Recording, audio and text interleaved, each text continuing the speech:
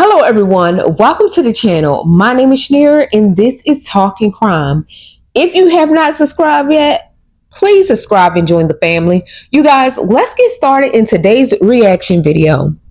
I'm going to do a story time about how my dad was killed 15 days before my birthday by his nephew. Now, I'm going to preface this story by saying that this is my story, this is my life, this is my dad, and I'm going to tell it to the best of my ability from the information that I know. I did not go to the trial, so I don't really know what his defense was or anything like that, so I can't give you like any real reasoning as to why, he even did this.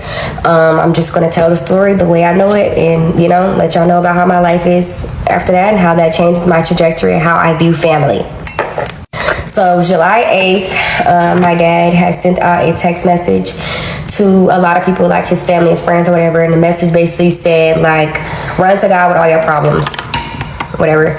So I lived in Florida at the time. It was like 12 o'clock. So by the time I got that text message, it was in the afternoon. So when I woke up, I was like, okay, I'm going to call my dad once I get my day started. So I ended up running my little errands for my day, and I was about to make me a cake. So I had like set everything out for me to make my cake, and then I was like chilling in my room or whatever, and I got a call from one of my cousins, and she basically just said like, they telling me not to tell y'all this, but I'm telling you because it's your dad. The police at your dad's house, they said it was gunshots, and Jeremy's location was pinged to your dad's house. So when she told me that, I was just like, keep me posted, keep me updated on what's going on, whatever. I got the phone with her. A couple hours later, my mom called me. She said the same thing. So at this time, I'm getting a little nervous. So I called my dad. He didn't answer. Our text messages is going great.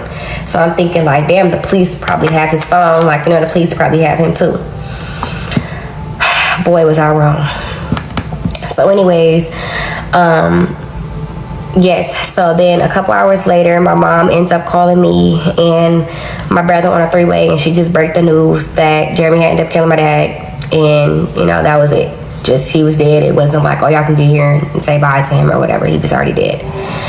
So, my brother ends up hanging up the phone. Me and my mom sat on the phone. We was crying for a little bit, and she was just kind of like, I'm so sorry. Just let me know what time your flight land, and I'll pick you up from the airport.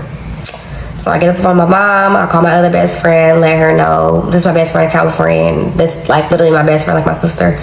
Called her screaming, crying, like my Jeremy killed my dad, whatever the case. I ended up calling my other best friend, letting her know I was on my way to her house because she only lived like 30 minutes from me, for me to be able to drop my car off and her take me to the airport. So I had an early morning flight. It left at 5 something. Ended up getting on a plane. Had a layover in Denver. So as I'm on my layover in Denver, I'm on the phone with my big cousin, which is the older brother of the cousin that killed my dad. And I was just asking like what happened, who knew, like whatever. He was basically telling me like I did know, and I was kind of like, yeah, we gonna get him, whatever the case. But that was just kind of like to, I guess, like talk him off the ledge, making him feel like he wasn't alone, whatever. I don't know. All in all, nobody really took the situation serious. That's just what it was. Nobody took the situation serious. So whatever. He was just making these threats, and nobody took it serious. So anyways, I get to California. I tell my mama to take me to my auntie's house. She take me over to my auntie's house. It's like a whole bunch of family from my dad's side over there or whatever. And I end up talking to the cousin that called me. She basically just let me know like he was telling us that he's gonna kill Uncle Rocky. Uncle Rocky's never gonna hurt anybody in his family again. So after me finding that out, I was just kind of like a little bit confused because I was just like, where is this coming from? Like what are y'all saying to him? What kind of conversations was y'all having about my dad that made him feel justified in making a decision to kill him? Like, this is my dad, the one that like had everybody's back. My dad was the one that everybody could call, including him. Like, Jeremy literally lived with my dad up until he decided to start plotting to kill my dad. So my brother ends up coming to town. We go stay at my dad's house. At that point, we just like start making funeral arrangements, whatever. Just trying to get everything together.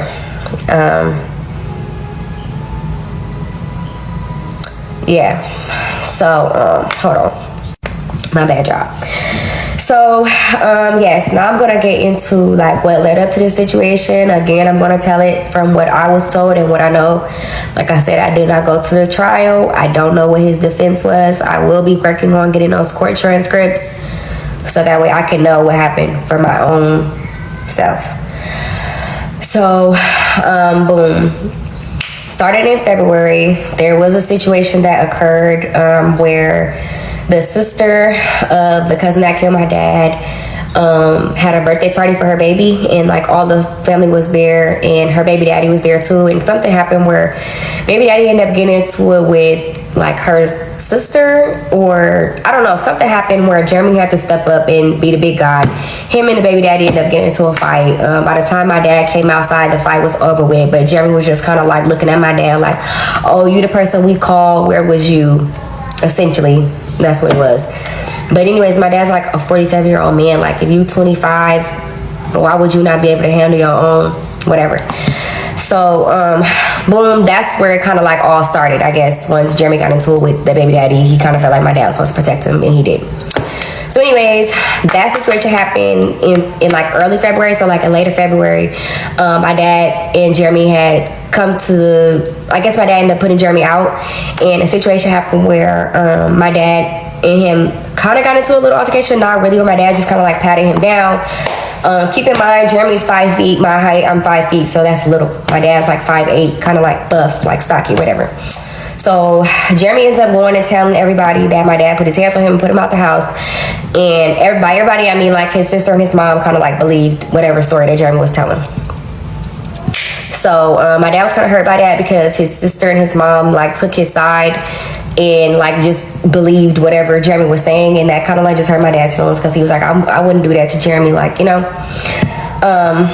So fast forward, so my dad and Jeremy are like exchanging text messages between each other. They're both threatening each other. I think my dad said something along the lines of Jeremy's dad died in the streets, so he is too, I don't know. Jeremy did send screenshots to me of him and my dad's conversation in March, and basically said, these your dad's last days, your dad, I'm gonna kill your dad gonna die. And I have all these text messages, like I have all this stuff. I can post this stuff. Like I said, this public knowledge. You can look up the news article. You can look up the police call. You can look up the police camera footage of him getting shot. Like, all this is public knowledge. So, whatever. Anyways, yeah, so during this time, Jeremy is going to my dad's house, like sitting outside my dad's house, constantly threatening my dad on Facebook Live, posting the front of my dad's house, posting his address. At this point, like, people are knowing, like, okay, you tripping, like, you're doing the most. But still, nobody is taking it serious. Y'all know that song, "You Scared to Come Outside." So I remember scrolling on Instagram one day and I seen Jeremy had post a picture of my dad's house with that song on the background. But I kind of like ignored it because, like I said, when I talked to my dad, he really was not worried. I just seen my dad for Father's Day, and when I asked him about the situation, he said, I apologize to Jeremy. I was wrong for how I handled this situation. I should have never handled it like that because I am the older adult, and I apologize to him and let him know I love him, that we family. So to me, I'm thinking it's like my dad not worried, I'm not worried. So, yes, so all that's transpiring. Me and my brother are in 2 different states. He's in Louisiana, I'm in Florida. My brother did say he talked to one of my cousins, and, you know, they was talking about, like, what if he actually did do it, but nah, he ain't gonna do it. So, essentially, we all was like, he's not gonna do this. Like, nobody took it serious. My dad's mom knew. Everybody knew, but, you know, nobody took it serious. And I kind of just feel like this is a reoccurring thing in Black families. Like, when things like this happen, it's like we would know, but nobody takes it serious until it's like something tragic like this, and then it really ruins the whole like family dynamic, in which it really did ruin the family dynamic because I don't speak to my family anymore since this situation happened. Yes, so Jeremy was doing all of that outside my dad's house, posted outside my dad's house. Come back for part 2 so I can give the final details on the last situation that happened, that was the straw that broke the camel's back. Hold on.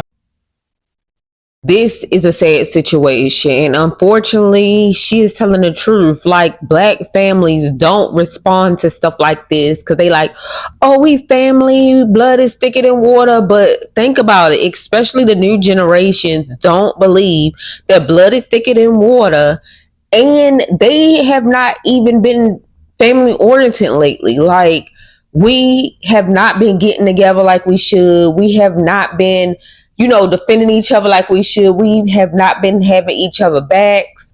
Like, times are truly different. And unfortunately, people are literally saying things and it's going unnoticed or ignored because we just don't believe it'll happen in our families.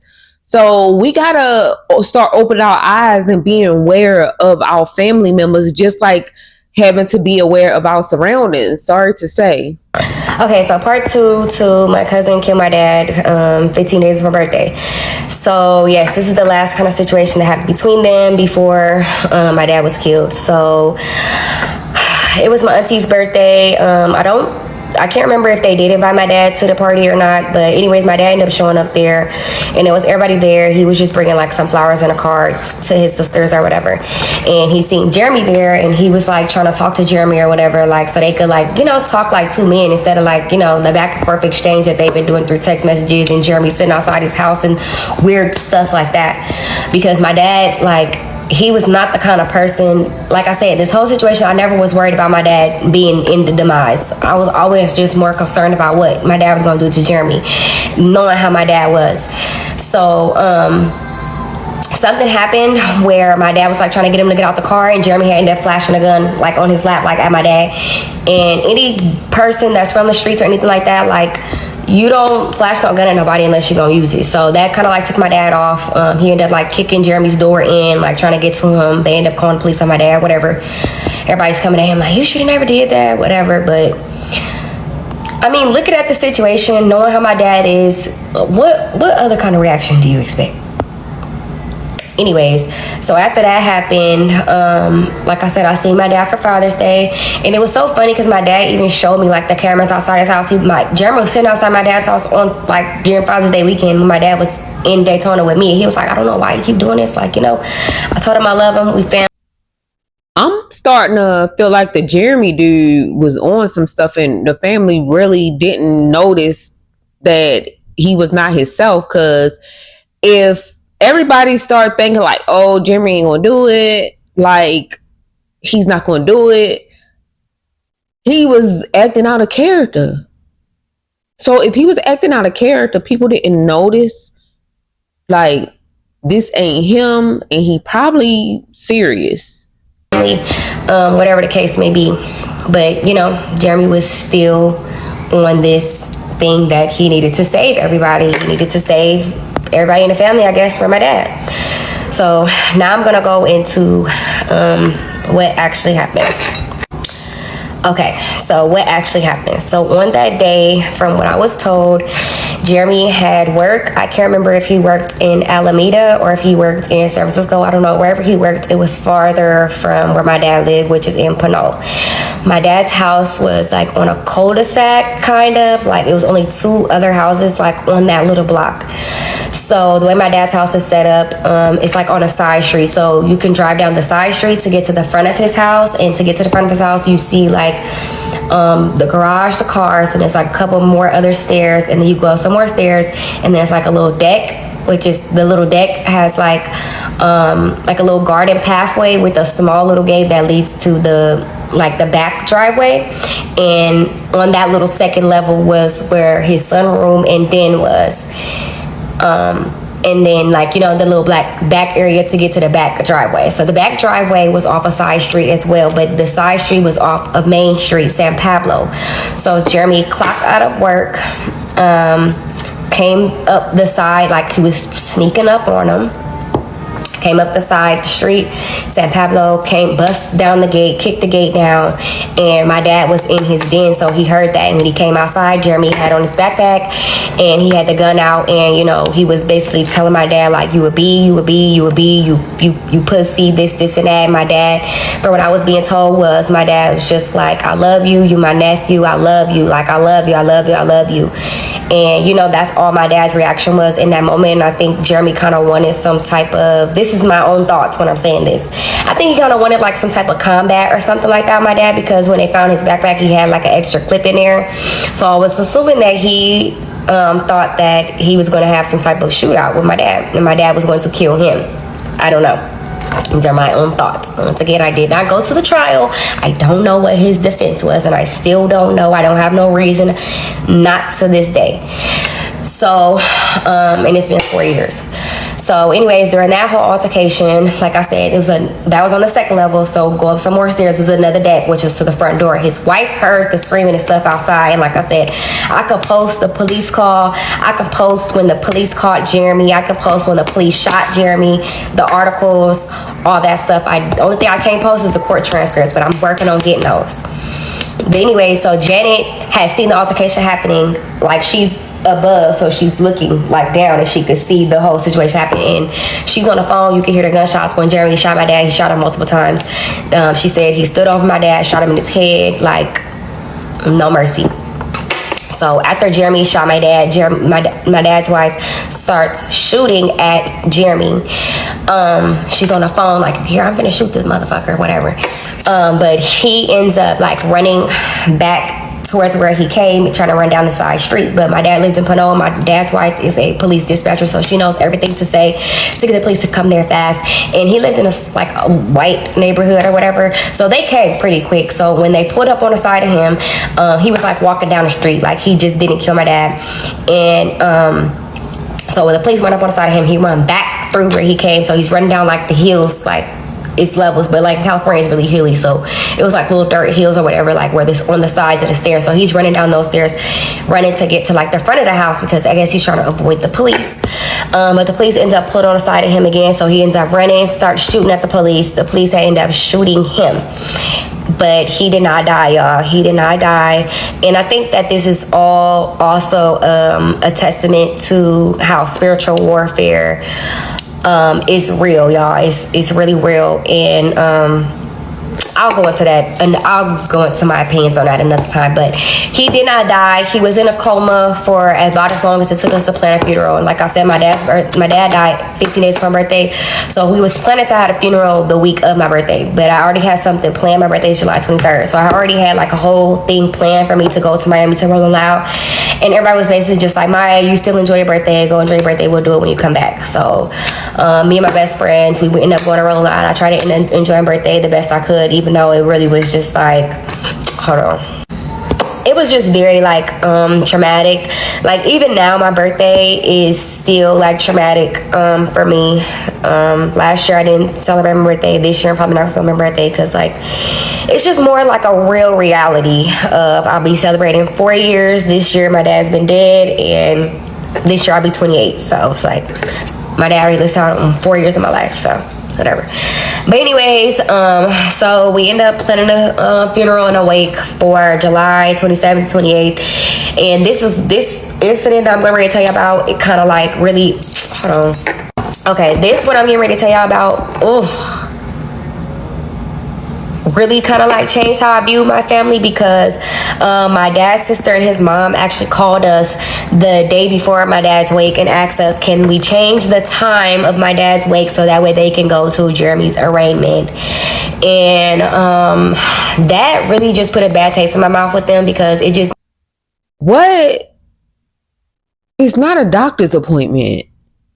I'm trying to lay my dad to rest. What do you mean, can I change it to compromise with somebody that didn't even want him here, that took him out, and y'all have no concerns? Are y'all crazy? This is why people fall out with their family. This is exactly why they don't want no parts. made me like solidify behind the reasoning that, you know, why he felt like he had to protect y'all. Like, y'all, instead of trying to hold him accountable for his actions, that he just made a permanent decision off of some emotional decision, he changed the trajectory of everybody's lives doing that. So when they asked us that, of course we said no, but that just, you know, made me realize everything, where everybody stood and where everybody lies. People can say whatever they want to say. Oh, that's not what it is. We're not going to hold ourselves accountable, whatever. I even hold my own self accountable for not taking the situation serious, because had I known in March 2021 when Jeremy had sent me that DM that he's gonna kill my dad, that he really was gonna kill my dad, and I would have took it serious. Trust and believe me, I would have been on the phone with Jeremy trying to figure out where is this coming from, and let's figure out how we can fix this. Because I remember the last time that I saw Jeremy, they was not going to ask him where was it coming from, and how, like you said, somebody has been putting in that boy head that something wasn't right, or your dad was this mean person. It was plenty of conversations, trust me, because the way they called y'all and asked y'all, can y'all change the time or whatever, date, whatever, like it have been some talk. Was for Christmas. Well, it wasn't Christmas. I actually missed Christmas, but I went over there a couple days to my dad's house a couple days after, and Jeremy still lived in my dad's house. And I remember him telling me, well, your dad ain't gonna keep talking to me the way you talking to me. And I told him, like, you know, me and my dad had our own situation where I didn't talk to my dad for 2 years. We'll walk right past him like I didn't know him. And I told Jeremy, like, hey, I know how my dad is. You know how my dad is. Everybody know how he is. Give him his space. Stop fucking with him. If you don't like how he talking, you don't like it, stop talking to him. Stop fooling with him. You know, he'll come back around. And that was that. But I didn't know that he felt so much like animosity, anger, and hatred towards my dad enough to actually kill him, and kill him at his own house. And knowing that Jeremy grew up without a dad, most of my cousins, my dad was their dad. Like, you know, my dad was their father figure. So even for his sister and his mom to even ask, can we change the arraignment, that really, really hurt me on a different level. Because my daddy loved his mother, like loved that lady down, loved his sister, loved them down, like, you know. So it always be the ones that you show more affection and attention to, and you love with your life. Like you will put your life in their hands, that will cross you and stab you in the back. That was just crazy. Even the whole, I'm trying to run out of time, but I'll come back. Hold on. Okay, yeah, so this is part 3. I hope this is the last part, because I'm really kind of over talking about this. It's really making me very emotional, and I don't want to be on here crying and stuff. That's the last thing I'm trying to do. I'm just spreading my story, and I'm just letting y'all know, like, how I went through this situation. I still made sure I finished college, walked the stage. I'm a mother now, after my dad passed away. I don't know why I keep saying my mama. Please, I can't lose my mama. But my dad, I still walk the stage, still accomplished a lot of things. Some things I've been going through, like, I feel like the Israelites in the wilderness, where it's a journey that could have taken me 11 days, taken me 40 years. But I'm finally coming out of the wilderness, and yeah.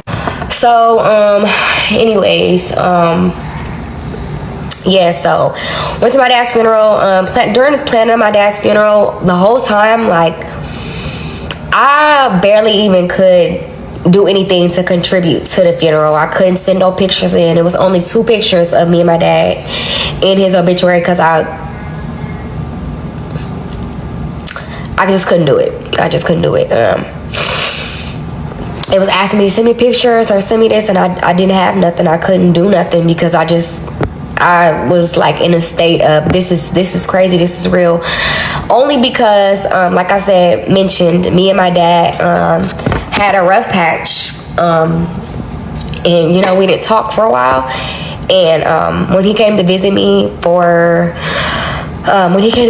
Father's Day, that was like a time where, you know, we was getting back on like good terms. I finally felt like, I could feel like a daddy's girl again, because I had a couple of years where I just had to like fend for myself, because me and my dad was into it, and that kind of messed up our relationship. So being that we had just got on good terms, and then a couple of days, like a week or 2 later, he was dead. It just wasn't real for me. I didn't even go view my dad's body. I was out for my birthday to view my dad's body. My brother wants to go see my dad's body. I didn't even want to see him like that. I didn't even look at him at the wake. At the wake, I sat outside the whole time. I didn't want to be in there. Even at the funeral, I walked out the funeral. They had to bring me back inside. I just didn't want to see my dad like that. That's not something I want to remember him as. I don't want to remember him as that. So, yes. So it kind of just like split up my family because I felt some type of way. Like I said, this narrative that he was saving everybody was the only thing that I had to go off of. Nobody could really give me no answers. During the whole trial situation, it took them a minute to go to trial. I guess they were trying to get like all the evidence and stuff.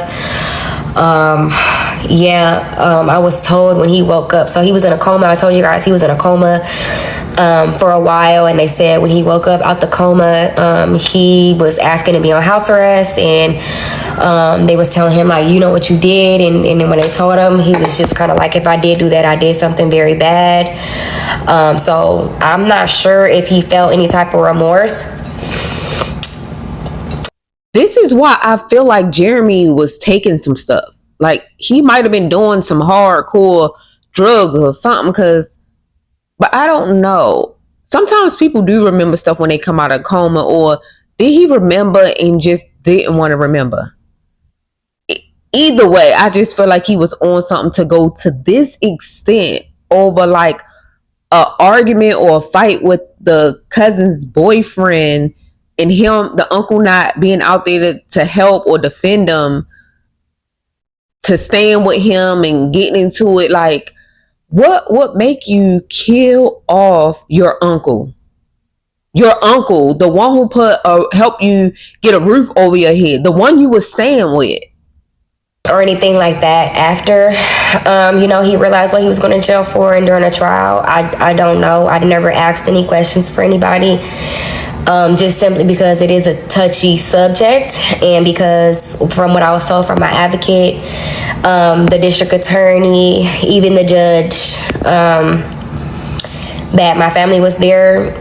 My dad's family was there in support of him. They were getting together character letters to, I guess, get his sentence reduced, to try and not make him look like he was a bad person. They were, Jeremy's family had started a GoFundMe to raise like a lawyer, but that had got taken down because they try to say like, oh, this is a result of bullying or whatever, trying to start a GoFundMe to raise money, which is like ultimately very disrespectful, but that didn't really go too far. But even the district attorney, my representative, my advocate, they were just like, the DA told me straight up, the DA and the prosecutor, they just told me straight up, like, this is fucked up. Like, I don't really see how your family could even, be on that side. But, I'm just letting you know they showing up for every court date in representation of him. And they had, like, subpoenaed me and my brother to come down there, basically saying if we don't go, we gonna go to get arrested. I had to have my therapist, like, write a letter to say that it's not good. I had just had my baby when the trial had started. So I had to have my therapist write a letter to basically say, like, this is not good for her mental health, to even go to the trial, to even go to California. I don't like going to California at all. It brings me so much, like, anxiety. And it's really crazy because I'm about to have to go back home for a little bit just for my own, like, mental health with this whole other situation. But I'm just talking about this right now. But anyways, I didn't like going to California. I went to California 2 times after my dad died. Went for his birthday, went for his death anniversary, just to, like, leave some flowers on his grave. And I would go there and talk to my dad, but it really never felt like I was talking to him. So I just stopped going. Then, like, a year later, my dad's mom ended up passing away. My grandma, she ended up passing away, and I truly believe that she passed away from a broken heart. She did have, like, health issues or whatever, but her grandson killed her son that, like, took care of her. My dad did everything for my grandma, like, everything. And that was just like, when my dad died, like, he was the real matriarch of the family. And my cousin said that, like, I know after this, like, we probably never gonna see y'all again, me and my brother. I'm sorry, I don't want to get on here crying because I don't want nobody to see this like, oh yeah, you on the internet crying or whatever, because that's not the case. But this is very traumatic for me. Like I said, it's coming up on 4 years. I feel like I'm just now getting out of the fog of being in grief. Because my dad been dead 4 years. I haven't had no dream about him. I even be feeling times like feel like I'll be forgetting him. Like, oh, it be aggravating me. Like, I just really get mad because I still don't know why.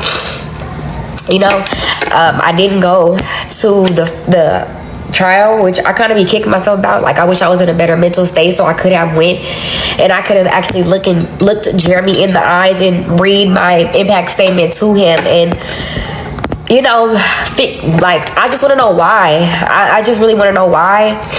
And I want to know if he felt like that decision was the best decision that he needed to make, because now he's going to be in jail for, I think he got 35 years or 45 years to life eligibility for parole after 15. And I'm going to make sure that I will go to every parole hearing and I'm going to let them know that he does not need to be out of jail, because my dad died at 47. 35 years. Jeremy was I'm 28 right now, so he's got to be, he's 2 years older than me, so he's 30. So do you think you deserve to be out of jail at 65 years old when my dad didn't even get to make it to see 50? 48, he didn't get to make it to his 48th birthday? No. And I don't really care who feels a way about it. I'm going to make sure that I will be there at every parole hearing to let them know, no, he does not need to be out of jail. You need to sit in jail for the rest of your life and think about how you messed up your family. Yeah, so I could go into a little bit of details about the situation that happened with the gun. He had a gun charge prior to with the gun that my dad gave him, where his auntie on his dad's side had ended up bailing him out of jail. Now, had he not been out of jail for that incident, because that was a couple months prior, would he have killed my dad? Probably not. And that hurts my feelings too, because it's like, I just truly feel like all of this could have been avoided. I think we all could have just taken this situation much more serious, and we didn't. We just didn't. And so, yeah, that's everything about how my dad was killed. Yeah, if y'all want to hear my impact statement, I can gladly read that for y'all. I could post it if y'all want to see the articles, or if y'all want to know any other details, comment. But yeah, thanks for listening to my story. I'm glad I got this off my chest, because God has been putting on my heart for a while to share my story, and I'm glad I was able to do this. I'm glad I was. And I'll share my grief journey with you guys, what stage of grief that I'm in right now, and how I'm dealing with that, and whatever else y'all want to know. Yeah, thanks. Ooh-wee. Imagine one big mistake could ruin your family life. Like, the whole dynamic of family. Oh my God, this is hurtful. And I'm a daddy's girl. Before my dad passed away, like, I was a big daddy's girl. Like, I couldn't see myself without my daddy being here, etc. He was the matriarch of the family too. I have cousins that wasn't raised by their daddies. They knew their daddies, but their daddies weren't there, or they didn't know their daddies. And a lot of my cousins looked up to my dad. The thought of someone taking his life, and they're my cousin, oh my God, that will be so devastating.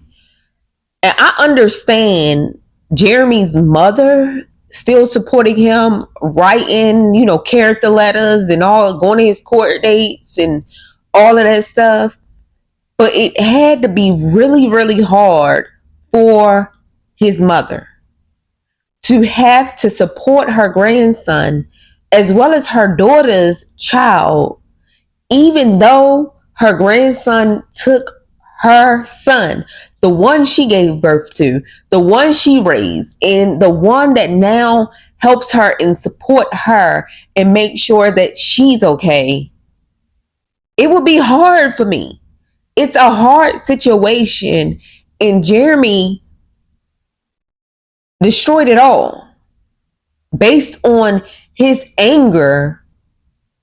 And all he had to do was stay away from his uncle. All he had to do was move out and never even like talk to his uncle. But yet he wanted to do all this anger and go and take his uncle's life. Nothing can be this devastating, this bad to make you angrily hate and have the thought of killing your uncle, killing your blood. Like, if it's nothing else other than the stuff that is being said, like he was just tired of the way his uncle talked to him, or his uncle wasn't there when he got into it with his cousin's boyfriend. Why would this make you kill your uncle? Are you crazy? Are you cool? Obviously, you're not cool because you took your uncle's life.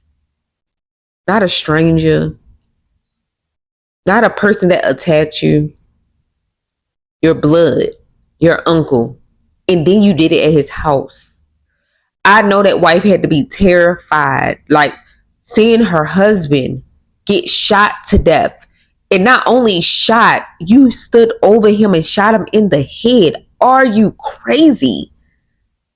The years that they gave him does not justify his actions. He should have gotten life. Did he get to parole in 15 years? I hope the daughter and son show up to every parole hearing, like every last one of them, because no, you killed my dad. No, Unfortunately, she was heartbroken. And this is the true meaning of life is too short. Whatever anger, whatever that made you upset about a person, if you truly love that person, you'll be willing to forgive that person, because the more time you guys have apart, the less time you have together. And in a blink of an eye, that person life could be gone just like that. And you was upset with that person for, at this point, something so small. She is hurt. She is devastated. And she had the right to. I just hate that she feel like if they would have like took it serious that this wouldn't have happened. I feel like no. Because like they say, God already had things planned out. I just feel like nothing they could have done would have changed Jeremy's mind.